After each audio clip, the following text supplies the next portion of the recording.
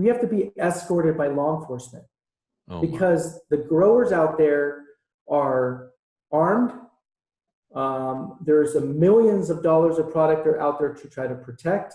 There's a good example on the bottom photo where it's myself, Dr. Greta Wengert, Hoopa tribal biologist Mark Higley, and then you have the soldiers as well as law enforcement present, and the congressman from our state, U.S. Congressman Jared Huffman. They're all wearing bulletproof vests. That's the level of protection we have to have in order to enter our public lands in California. Well, who's running these illegal grow operations? You know, we hear about Cuban interest and whatever. Who's involved in this?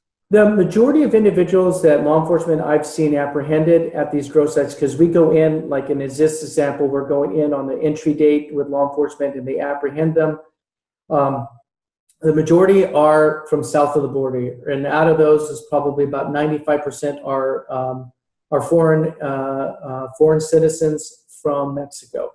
A lot of the pesticides we also find the majority of them are also smuggled pesticides from Mexico as well.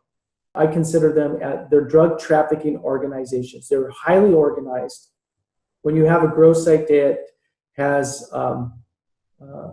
tens or upwards of $100,000 worth of infrastructure, and then you're cultivating, a good example was earlier this week, we went to a grow site, I believe it was Monday and Tuesday, and they probably had upwards of $500,000 to $750,000 worth of marijuana product present, and that would be between 300 to 400 pounds of marijuana.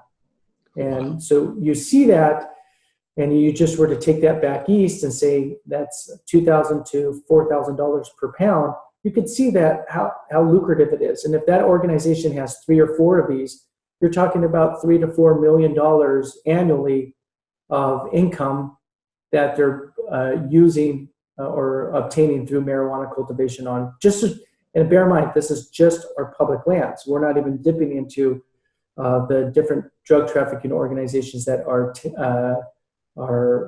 grossly overwhelming our private lands as well in California. Well, let me ask you about that. Do some of these grow operations blend between public and private lands? They kind of intersect. I've been to both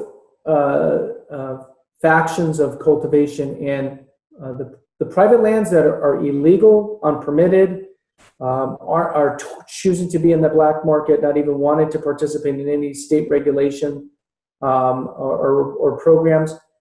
There's no difference in regards to the people who are running these and the chemicals that we see and the amount of environmental impacts or firearms. So this is something I would state that there is a blend. It's very hard to distinguish between the two. The only way to distinguish some of these are just by who owns the land. Unfortunately, in California, we have not tens of thousands. We may have upwards of 100,000 plus private cultivation parcels growing marijuana.